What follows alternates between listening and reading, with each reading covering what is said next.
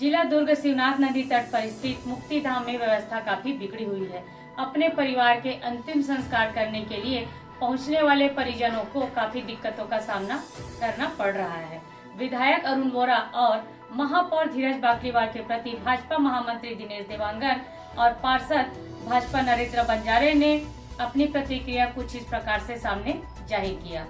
मुक्ति धाम जहां मृत्यु के पश्चात लोगों का अंतिम संस्कार पूरे विधि विधान से किया जाता है, लेकिन जब अंतिम संस्कार करने वाले मुक्ति धाम में ही अव्यवस्था फैली हो तो क्या कहें। दुर्ग के शिवनाथ नदी तट पर स्थित मुक्ति धाम में काफी अव्यवस्था है, जहां दाह संस्कार करने वाले लोहे के एंगल पूरी तरह से टूट चुके हैं।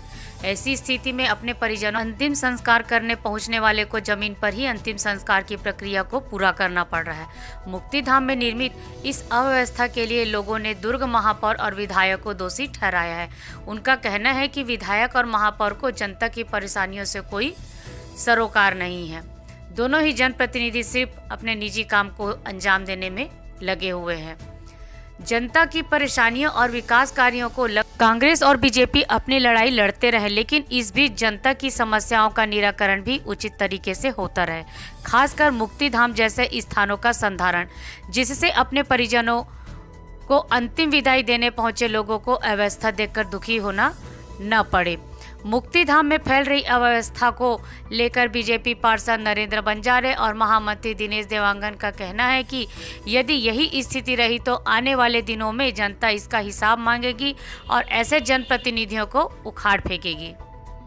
हम लोगों ने भी कल एक दाह संस्कार में गए थे और वहाँ की स्थिति देखकर हम लोगों को बहुत ही अच्छा नहीं लगा।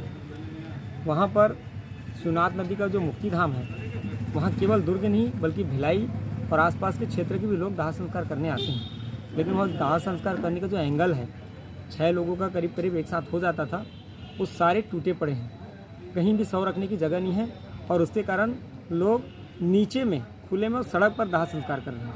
ये बड़ा दुर्भाग्यपूर्ण है।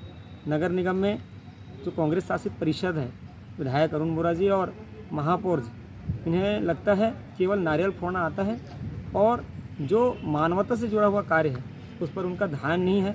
हम लगातार देख रहे हैं जो पुराने कार्य है उनको भी ये पूर्ण नहीं कर पा रहे हैं। शिवनाथ नदी मुक्ति धाम की जो अवस्था है उनको देखकर कोई भी बेहद दुखी हो जाएंगे। मुझे लगता है इस पर ध्यान देना चाहिए। 2 वर्षों से जब से दुर्ग नगर निकाय में कांग्रेस सत्ता में रही है, तब से कोई भी शमशान घाट दुर्ग शहर का, चाहे बुरसी हो, चाहे रायपुर नाका हो, चाहे पटरी पार हो, चाहे हरना बांधा हो, चाहे शिवनाथ नदी मुक्ति धाम, कहीं भी एक चवन्नी का काम नहीं हुआ। और आज की स्थिति परिस्थिति तो ऐसी हो गई है कि हम लोग खुद कल एक हमारे मित्र थे, उनके देवासान में हम लोग गए थे। वहाँ की स्थिति ये दयनीय हो गई है कि लोग अब बाहर में शव को जलाने लग गए नदी में। मैं दुर्ग नगर निगम के ग्रुप में डाला भी हूँ इसको, वीडियो बना के और फोटो खींच के भी, कि एक लोहे का एंगल जहाँ 10,000 रुपये खर्च नहीं लगना है। लोग अंतिम संस्कार में ऐसी स्थिति में जाते हैं लोग कि वहाँ ना कोई पक्ष होता है ना कोई विपक्ष होता है कि अंतिम प्रक्रिया में हम शामिल कैसे हो जाए, यही बहुत बड़ी बात होती है।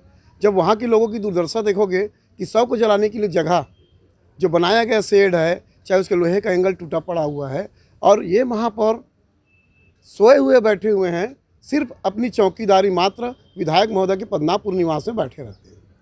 इनको हमने कई बार अवगत कराया, कई सारे विकास कार्यों के लिए। छोटे मोटे काम मत कीजिए, दुर्ग शहर का विकास। जब 20 साल